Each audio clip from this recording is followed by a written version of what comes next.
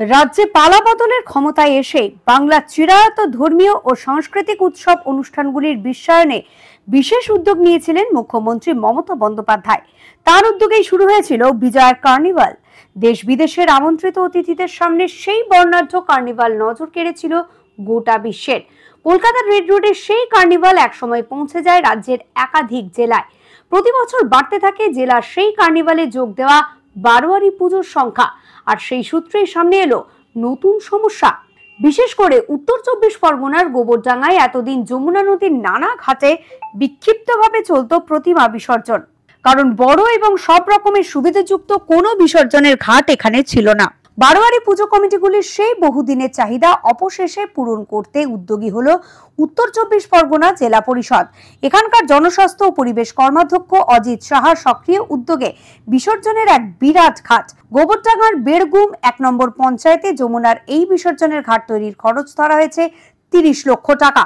Auditorium অনেকগুলোই তৈরি হচ্ছে, অনেক জায়গায় তৈরি হচ্ছে, কিন্তু এই অডিটোরিয়ামটা তৈরি হচ্ছে মসলন্দপুরে জেলা পরিষদের যে জায়গা আছে, সুপার মার্কেট আছে, সেই মার্কেটের দোতলায় যথেষ্ট জায়গা রয়েছে একটা ছোটোখাটো অডিটোরিয়াম করার মতো, যেখানে প্রায় 400 সিট বসানো যাবে, মঞ্চ তৈরি হবে, যা যা হয় একটা অডিটোরিয়ামে যা থাকে সেটা আমরা শুরু করেছি। কারণ ওই এলাকার মানুষের দীর্ঘদিনের দাবি। বিসর্জনের ঘাট যেমনভাবে কলকাতায় তৈরি হয়ে আছে, বিসর্জনের সুবিধে হয়, সেখানে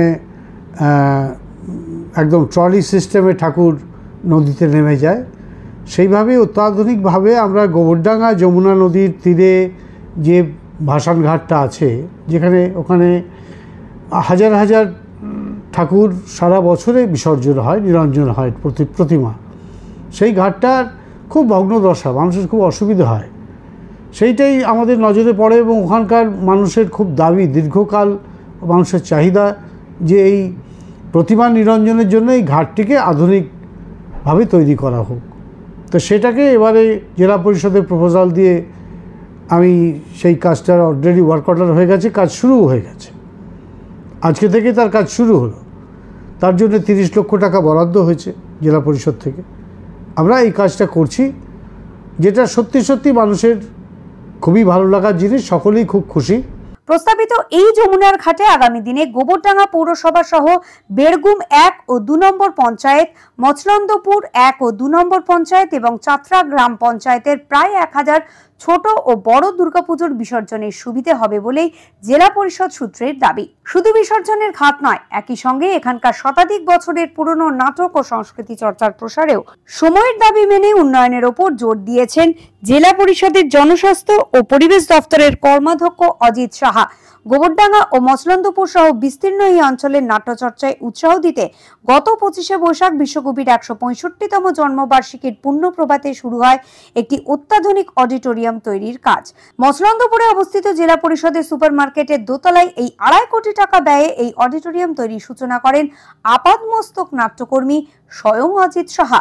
তিনি জানিয়েছেন, জেলা পরিষদের নিজস্ব জমিতে তৈরি হওয়ায় জমি কিনতে কোনো খরচ হয়নি, বরং আগামী দিনে এই অডিটোরিয়ামে ভাড়া দিয়ে লাভ করা টাকায় এলাকার আরো কিছু উন্নয়নের কাজ করা যাবে। দেখুন, আমাদের নেত্রী তথা বাংলার মুখ্যমন্ত্রী যে কথা বলেন, রাজনৈতিক সর্বস্ব হয়ে যেও না, সাংস্কৃতিক সামাজিক মানুষ হিসেবে তৈরি হও, সেইভাবে সমাজের পাশে দাঁড়াও, সংস্কৃতির চর্চার মধ্যে থাকো, এবং সেই সংস্কৃতি চর্চার একটা পীঠস্থান গোবরডাঙ্গা, আপনারা জানেন, তার পাশেই মসলন্দপুর, সেখানেও এখন প্রচুর সাংস্কৃতিক চর্চা হয়, কিন্তু সকলকেই প্যান্ডেল করে সেখানে অনুষ্ঠান করতে হয়। তাহলে যদি আমরা একটা পার্মানেন্টলি এখানে একটা অডিটোরিয়াম করতে পারি, তাহলে সারা বছর বিভিন্ন ক্লাব সংগঠন, বিভিন্ন এনজিও সংস্থা, বিভিন্ন স্বেচ্ছাসেবী সংস্থা, তারা বিভিন্ন ধরনের অনুষ্ঠান, সাংস্কৃতিক চর্চা করতে পারবেন। এছাড়াও কেউ যদি মিটিং করতে চান সেটাও করতে পারবেন। অর্থাৎ সব দিক দিয়ে একটা সাংস্কৃতিক পরিমণ্ডলকে যদি সম্পূর্ণ করতে হয়, তাহলে একটা অডিটোরিয়াম কিন্তু দরকার।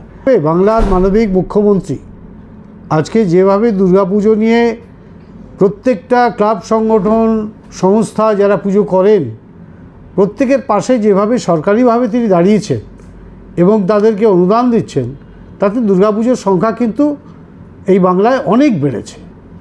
অতএব তার প্রতিভা নিরঞ্জনও বেড়েছে। তার জন্যে তিনি যখন এতটা করতে পারছেন, আমরা জেলা পরিষদ থেকে সেই নিরঞ্জনের ভাসান ঘাটটি ভালো করে দিতে পারবো না। তাই আমরা এই দিকে নজর দিয়েছি, কারণ পুরো ব্যাপারটার অনুপ্রেরণা কিন্তু মুখ্যমন্ত্রী মমতা বন্দ্যোপাধ্যায়। তিনি দুর্গাপুজোকে প্রমোট করছেন। আজকে দুর্গাপুজো আজকে মানে সারা বিশ্বে বন্দিত হচ্ছে, যে সেটাকে একটা হেরিটেজ ঘোষণা করা হয়েছে যে দুর্গাপুজো বাঙালিদের একটা সর্ববৃহৎ উৎসব এবং পৃথিবীর বৃহৎ উৎসবের মধ্যে একটা।